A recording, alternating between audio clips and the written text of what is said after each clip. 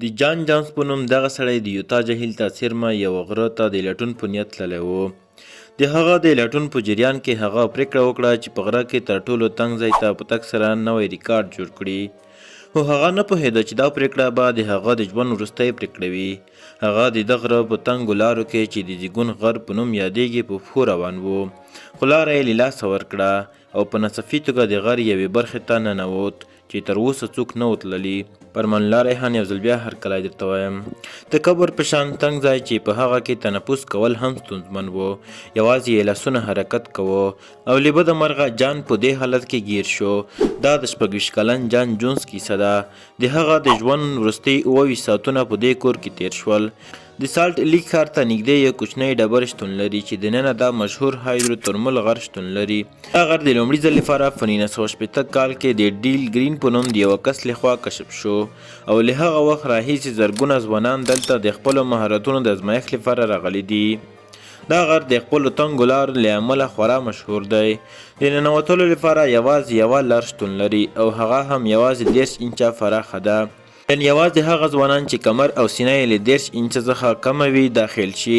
هر کال شاوخوا 100,000 کسان د خپلو مهارتونو د لوړولو لپاره دلته راتلل، خو بیا د 1999 او 2004 کلونو ترمنځ ځینې پیښې وشوې او بیا د دې غر د خوندیتوب په اړه ډېرې پوښتنې راپورته شوې.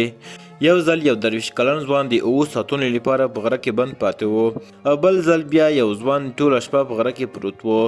د دې پیښو له امله چارواکو په 2006 کال کې د پټي غر وتړلو، خو مسلکي کبلونو ویلي چې که دا کار بند وي نو باید یوازې د هغو کسانو لپاره وتړل شي هغه څوک چې په کبین کې هیڅ تجربه نه لري. د چارواکو په خبره د کاټي پاټي غر له یوه وخت بم څخه کم نه دی چې هر وخت یو څوک وژلی شي.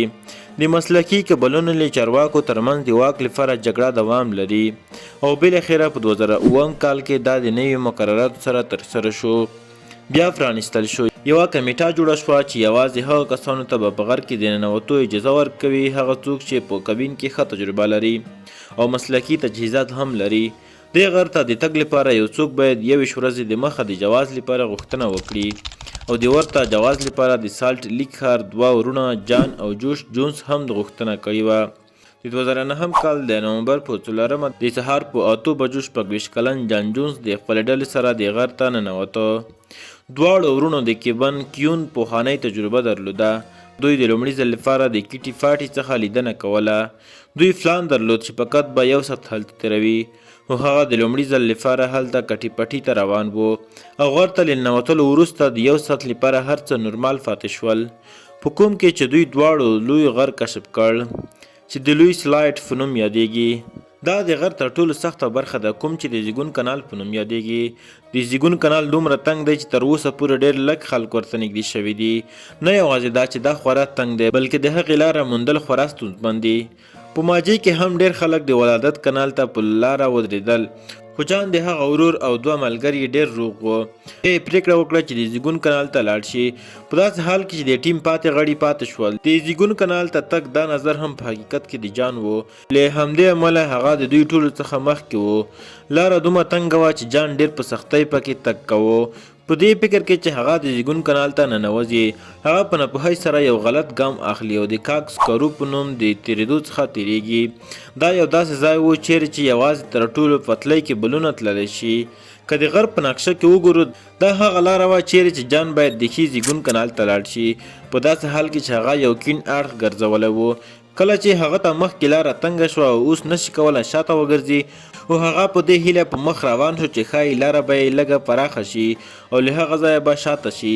هغه یو ځای نور ښکته وکتل، دلته راغی او جان احساس وکړ چې شاید له دې ځای څخه بیرته راستون شي، نو نور هم مخکې لاړ او اوس جان په یو داسې ځای کې قرار لري چې د هغه سر ښکته و، پښې یې پورته وې او ځای دومره تنګ و چې حتی لاسونه یې په بدن پسې نښتي وو. دا په دې معنا ده چې هغه حتی د خپلو لاسونو کارولو توان هم نه درلود. جان څو ځله له دې ځایه د وتلو هڅه وکړه خو یو ځل هم بریالی نه شو. اوس په دې وخت کې جان خپل ورور ته زنګ وواهه. کله چې جوش څو دقیقې وروسته هلته راغی، هغه یوازې د جان پښې ولیدلې. په لومړي سر کې د خپل ورور په حالت ملنډې ووهلې، خو کله یې چې حالت درک کړ جوش هم وډار شو. جوش د خپل ورور پښې ونیولې او څو ځله یې راښکته کړ، مګر دې مساله نوره هم خرابه کړه ځکه چې اوس جان نور هم ښکته لاړ. پورته جان نشي کولای خپل بدن ته حرکت وکړي. په دې وخت کې دواړو ورونو احساس وکړ چې دوی مسلکي مرستې ته اړتیا لري. اوس مسله دا وه چې د غره په دې ژوره کې د ټلیفون کولو لپاره هیڅ سیګنال نه و. بیا جوش باید بهر راشي او د ټلیفون کولو وروسته بیرته د خپل ورور ځای ته ورسید. شاوخوا 3 ساعته وروسته د ژغورنې لومړنۍ ډله سیمې ته ورسېده. دا هغه ډله وه چې 2 ساعته هڅه وکړه چې جان وباسي، مګر جان د هغه له توقع څخه ډېر ناهیلی شو. بهره هغه ډله هم ستړې شوه او بیرته بهر راووته. د جان میرمن لور او د ژغورنې ډلې 13 نور کسان هم بهر رسېدلي وو. دوی د جان د ایستلو لپاره مختلفې لارې په پام کې نیولې وې. یوه یې د هغه د پښو پرې کول و، مګر په نهایت کې دوی ټولو د رسۍ او د پولیسو سیستم په کارولو موافقه وکړه چې د جان پښې به تړل کېږي او ایستل کېږي به. خو مسله دا وه چې پولیسو باید په غر کې ډبرې په داسې ډول ډین کړي وای چې رسۍ به په تیږو ونه لګېږي.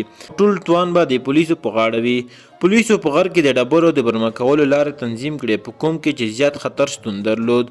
ډبره به ماته شي، لاره هم بندوله شي، خو د اوس لپاره له دې پرته بله هیڅ لار نه وه.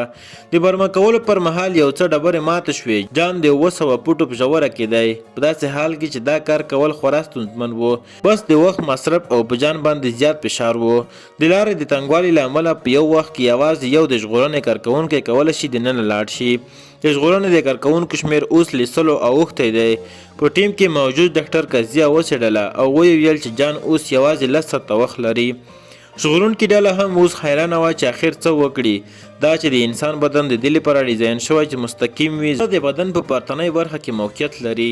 زړه د پمپ کولو له لارې ټول بدن ته وینه رسوي او نږدې 13 سلنه وینه لاندې برخو ته رسوي، چیرې چې د جاذبې په مرسته په اسانۍ سره رسیږي.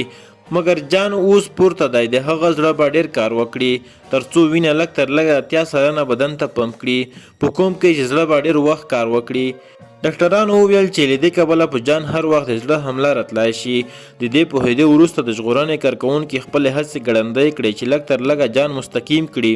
د ساعتونو انتظار وروسته پولیسو فایل وکړ او جان یې د خپلو پښو په واسطه راکش کړ. خو ډېر ژر په نویو مسایلو کې ښکېل شول، لکه څنګه چې د جان پښې په داسې حالت کې وې چې د تړلو توان یې نه درلود او کله به یې پښې راښکته کړې پښې به یې د غر له چت سره ټکر کړې.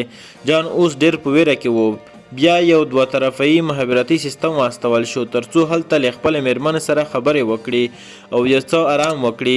دې طریقې کار وکړ او جان ډېر ښه شو. په نهایت کې 9 ساعتونو وروسته د جان بیرته ایستلو لپاره چمتووالی بشپړ شو او دوی تصمیم ونیولو چې دا کار باید په ډېر دقت سره ترسره شي، ځکه چې د جان په پښو باندې هر ډول فشار ډېر فشار راوړلی شي. دا ځل یې په ډېر زحمت سره جان دومره وخوځولو چې اوس د هغه مخ د ژغورنې کارکوونکي لخوا لیدل کیدای شي. د ژغورنې کارکوونکي وروسته وویل چې د جان په مخ د خوښۍ شیبې وې. په 13 ساعتونو کې د لومړي ځل لپاره جان وتوانید چې دې تنګ لارې په څېر غر څخه بهر وګوري. اوس ټول هغه څه ته اړتیا وه چې یو وروستی قدم و او جان به په بشپړ ډول له سوري څخه بهر وي. خو ناڅاپه هر څه بدل شول او جان یو ځل بیا په همهغه ځای کې ودرېد چې له تېرو 20 ساعتونو راهیسې بند پاتې و.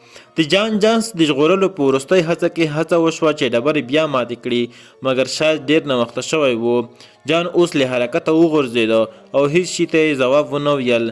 د هغه مېرمن هم هڅه وکړه چې جان په راډیو کې راژوندی کړي، مګر هیڅ ګټه یې ونه کړه.